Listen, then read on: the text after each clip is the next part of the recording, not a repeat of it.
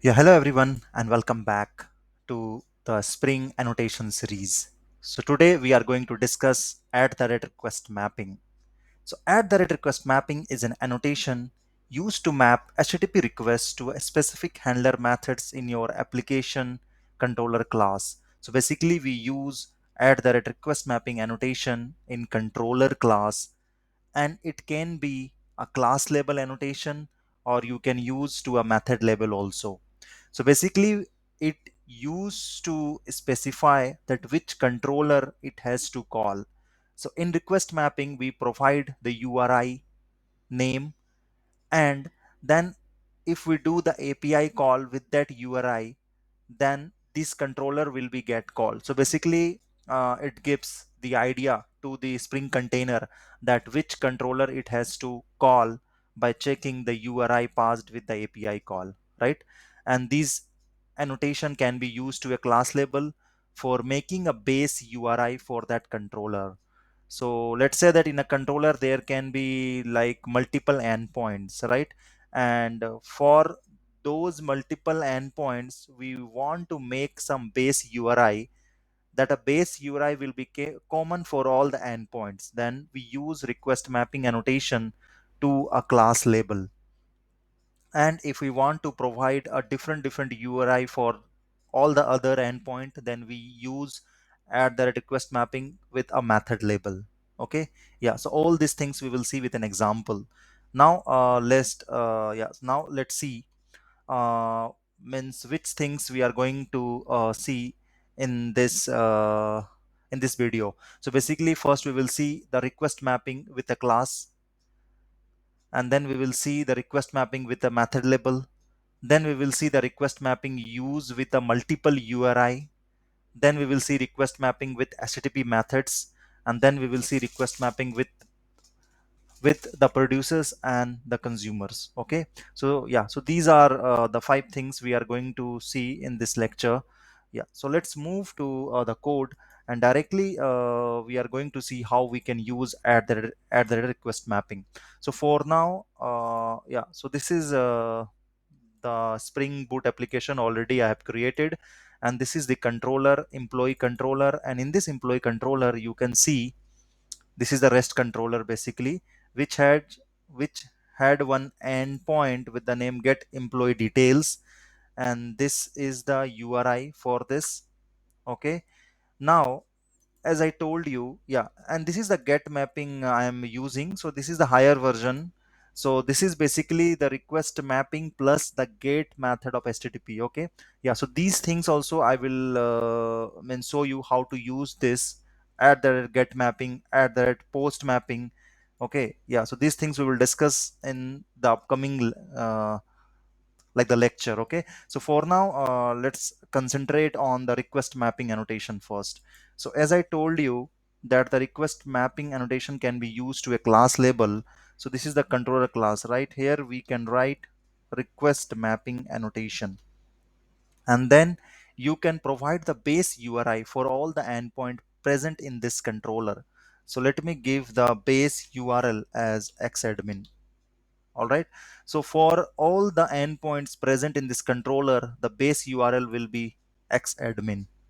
All right, yeah, so let's go to so let me compile yeah, so let me restart my Spring Boot application, and then from Postman I will show you uh, that we are able to access this controller or not.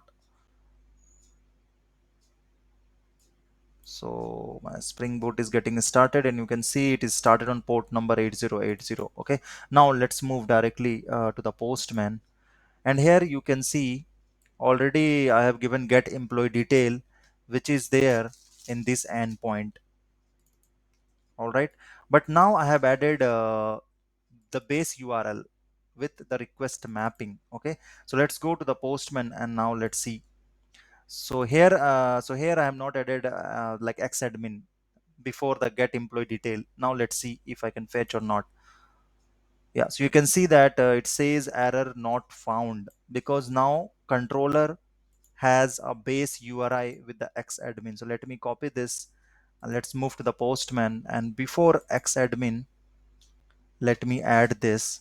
Now hit a send button. Now you can see I'm able to fetch the details, right? Yeah, so this is the example of using @request mapping with a class label, right? So first thing we completed with a request mapping with a class label. Now let's move to the another section for using request mapping with the method. So for now I will comment this out because this is the concept where we are using request mapping plus get method, right? Now so here with this endpoint, what I will do, I will use request mapping only. So let's add request mapping, and with the request mapping we can provide the URI.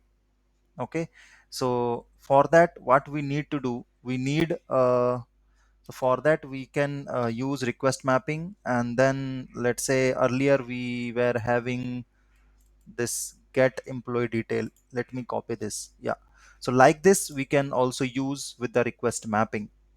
But here you can see that I'm not using any like HTTP method. But by default, if we are not using any method, then by default the get method will be the default method for this. So we are good to test this. So let me restart my application again.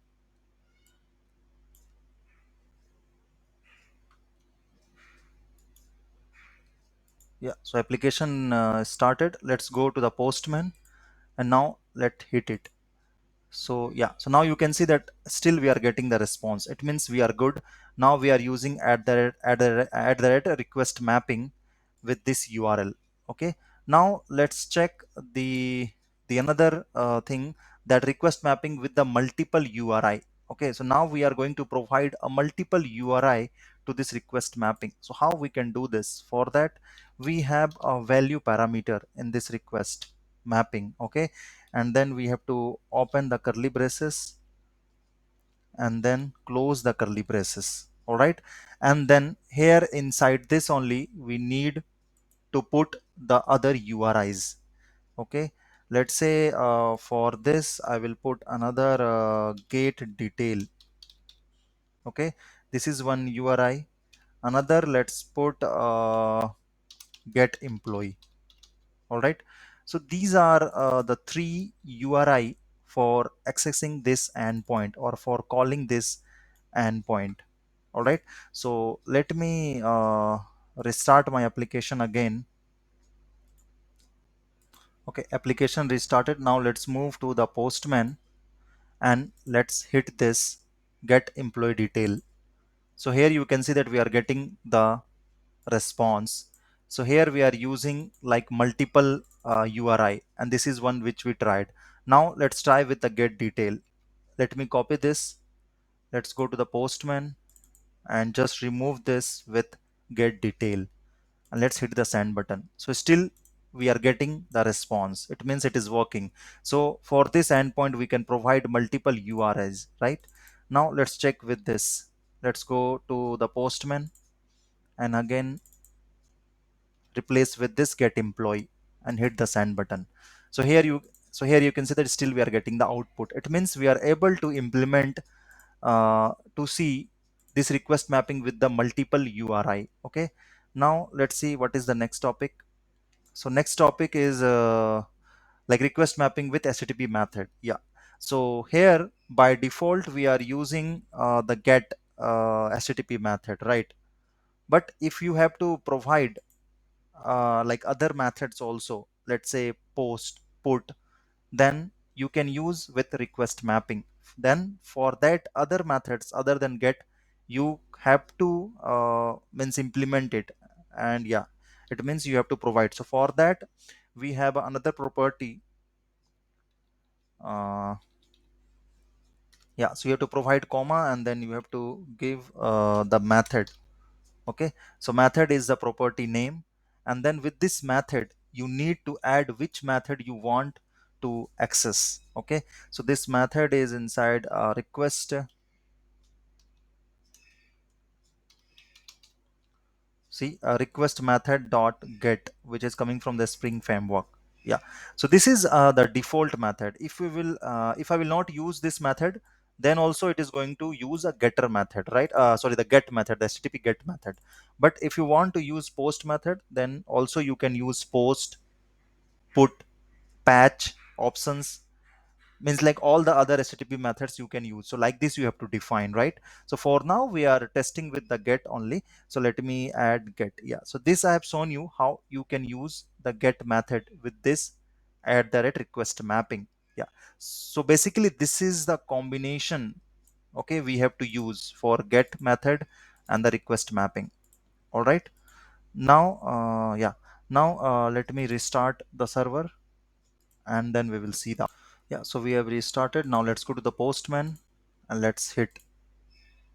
Yeah, so you can see that we are getting the response. It means we are able to use the get method.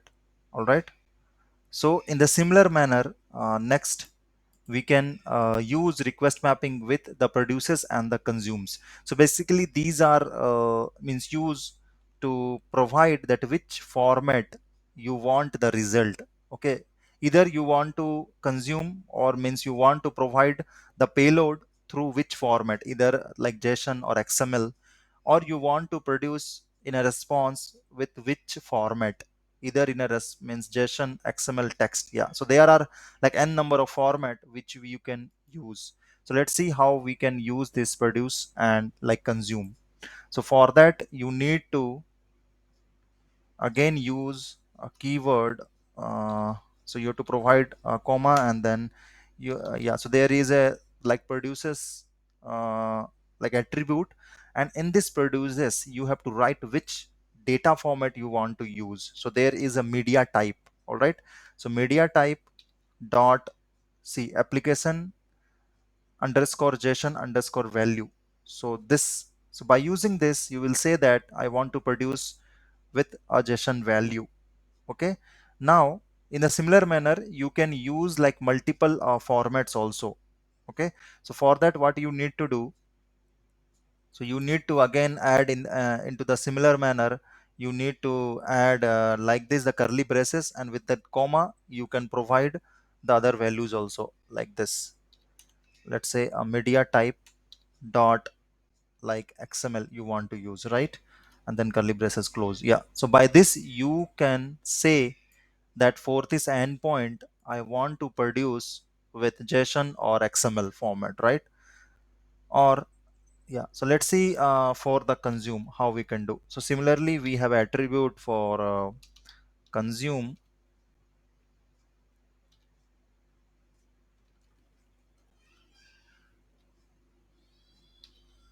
Yeah, so here you have to use consumes, and in the similar manner you can provide the media type dot like application JSON value. Okay, so by this you will able to define that you have to consume with JSON value, and in the similar manner you can provide multiple like a multiple values also. By in the same manner you have to give the curly braces and then provide a multiple uh, like file type which you want to consume, right? Yeah, so this is all about how to use request mapping. So this request mapping we can use through the class label. So basically this is the base URL by which it will decide that which controller it is going to execute, and then we can use this request mapping into a method label. Basically this is the endpoint, right? In this endpoint I am using this URI, and also you can provide multiple URI for this particular endpoint, right? Also I have shown you how to use the get method with this request mapping combination. Also you can provide produces and the consume attribute to consume and produce the file type of which data you want, right? Yeah, so this is all about the request mapping. So in the next lecture we will see about the another annotations, right? Thank you and have a nice day.